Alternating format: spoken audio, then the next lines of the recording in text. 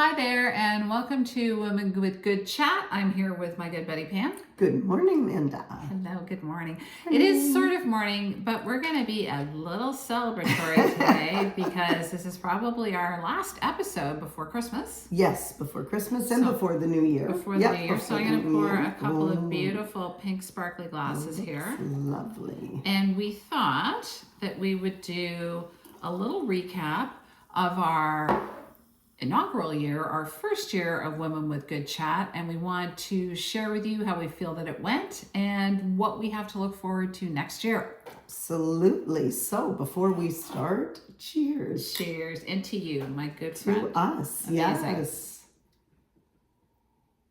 Mm. Oh, that's good. Nothing like a little champs early in the day. You certainly have reintroduced me to the joy of sparkly wine. I had not been drinking a lot of sparkly wine, but you have brought it back in my life. So thank you. You're welcome. You're welcome. You. Well, sparkling wine, I will do a quick little recap of how I feel about it as our recap day. There are so many great options out there. I love cava, and I also love Crémant d'Alsace, which is a wonderful substitute for champagne. Right. Absolutely delicious, very dry, lots of options out there. So again, cheers. Absolutely. And I think that is what you have taught me, is that there are a lot of very reasonable priced bubbly wines out there, sparkly wines out there that you know that you can just have often, and it doesn't have to be a huge event. It makes things an event, right? It makes things an event. They don't have to be expensive. No. They're lower in alcohol. Yes. Oh boy, I've had one sip and I'm already drunk. And lower in calories, and they're very festive. So there you go. So Pam, give me your shoot from the hip. First year impressions. The first year. Do you know what I'm going to say? I think you know this show was a long time in development for us. We started on the idea probably about a year and a half before we actually did our first show. Yeah. We worked a lot of ideas through, a lot of things. And I think when we got to the bottom of it and we really felt like we had what we wanted, that was the honesty and the chit chat between us, the dealing with the issues we're dealing with. And I think there was a fear when I started this about the vulnerability of that, right? Yeah. We were going to talk about things, you know, we talked a lot about walking the line between what we said about our families, the things we brought up about conversations we had with people. And so that was a real concern of mine. And I think I have been absolutely delighted with the response that we have got. Because one of the first things people say to me when they talk about the show is, we love your honesty. And the kind of candor I think that we're bringing to this is not something that people are used to seeing on social media these days, right? And so obviously that was my hesitancy, but ironically, that's been the thing I think that people have said most about, that they appreciate about the show. That we're saying things that they're thinking but don't necessarily discuss. We're saying things that they would like to discuss, but they're not quite sure if that's something that's all right to discuss. So that has been, you know, a huge comfort to me, and a real joy to me that we're able to do that. And I think that's great, because it is definitely something we talked a lot about. And I was a little bit more in the camp of, if we're going to do it, we're going to do it. Yes, you were.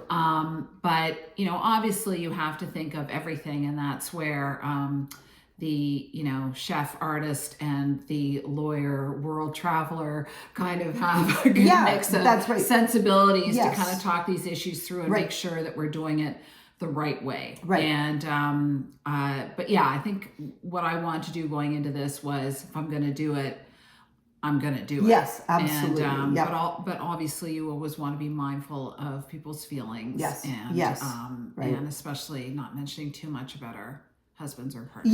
Yes. And it's a delicate balance, but I also think unless you're willing to go a little bit that way, what one says is just has too much, it's just too superficial, right? I mean, it's not that you need examples, specific examples, but the life we're living is lived through these everyday experiences, right? They're not these big, huge, you know, existential concepts. It's actually what you're doing. So unless you're really willing to get into the weeds about issues with partners or general, changes we're feeling in relationships and things, you're just going to be talking on the surface, right? And I don't think that's what we wanted. No, right? no. That's not what we wanted. We definitely wanted to connect with our audience and, be real, be vulnerable, because what we're talking about is such a turning point in our lives. We feel, this change, and that's why we started this in the first place. So being able to bring you real stories, real feelings, what we think is important is what this show is based on. It's based on how we feel about stuff. Yes. And obviously, we, as always, we say we love the feedback so that we can provide you more information and more great content. And that's what we plan on doing going forward. And I think, I'm thinking about a get together we had the other night. I think me doing this on a regular basis, and I don't know if you're finding this as a personal experience, is also making me more likely to have an in-depth conversation with people. That's great. When I actually see them, right? Because I'm thinking about it before we do this. I'm discussing things and having to articulate them. I'm having to consolidate them, etc. And I think it's making me much more likely to ask some of those important, deep questions, have those conversations than I might have before. So I don't know if you're finding that too in your relationships or in your conversations. Definitely. And it's not that we're just trying to get information out of people. Yeah, I know. I have to watch that. The cross-examination piece sometimes. I can be quite grilling at times. I have to pull back on that. I love it. I burst out a laughter. It's hilarious. Bit back on that. Yeah. But no, it's important. And we talked about this the other day, and I've talked to a few people about this recently, and it's really about listening to people. You want to provide feedback where it's welcome, but really asking people questions because you care about them and you want to know about them. And then sometimes I drift, I have to admit, and that is not a stunning quality of mine. So what I want to do more of, my New Year's resolution, is if I'm going to ask a question and it's important, I really have to focus. Yes. And I can't go, I have to prepare this meal for this family and do this, that, and the other. Yeah. So I've got a good portion of this piece down, and I just have to really, promise to myself and my friends and my family that I do focus in and remember what they're saying to me. Whoops, sorry. Oh, we're getting low on battery. Technical issue. Live video. And I think we're all coming off of that kind of, I think we're all realizing how many of those distracted thoughts we have, how much we're doing all the time.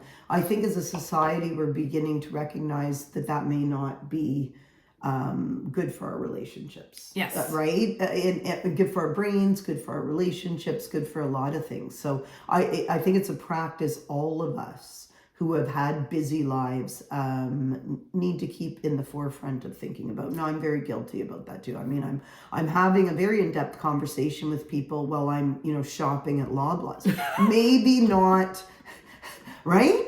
Maybe not the time to do it, right? Maybe I should be sitting quietly with a coffee. But, so I'm thinking about that too. Yeah, right? I'm thinking about that too, giving it the attention it really deserves. Yeah. For sure. And again, this, as much as we want to bring the content, the insight to you, it is, as you just mentioned, a real exercise in self-discovery and evaluation, actualization, all those kinds of things. So it's been a wonderful experience. I really am happy with the way, even though we're starting small, I'm really happy with the way things are going. And we're excited for next year. And on that note, why don't you tell us what we've got planned for next year, because you've got some plans. Yeah, so I was thinking, and these are our plans, but that we really want to take this out into the field when we can, and we want to have some wonderful girly nights. I'm going to call them squad nights. I know our daughters are probably going to go, oh my God, don't say squad. But I'm saying it. I'm saying it. The Women with Good Chat Squad. We want to have some get-togethers and, have a drink or two and hang out and meet everybody. And again, share experiences with people outside of our immediate group And we're really looking forward to those events. Absolutely. So we're going to get on planning those in the new year, and of course let you know what those are going to look like. Yeah, absolutely. And we also have a lot of other exciting things planned that will alter our content for next year. And we're really excited to bring those to you. We're going to keep you posted, let you know when those episodes are going to air well in advance. And I just wanted to wish everybody, we want to wish everybody a wonderful, wonderful holiday season. Absolutely. Happy New Year. Happy New Year to you, Pam. Happy New Year. And let's make the next year a really conscious one. Oh, I love thinking that. about where we're going, thinking about what we want to have happen, and trying to be true to ourselves with that. I love it. I think that's an How's that? amazing way to How's that? end. I adore it. And we really look forward to seeing you in the new year on Women with Good Chat. We'll see you soon. Chat soon. Take care.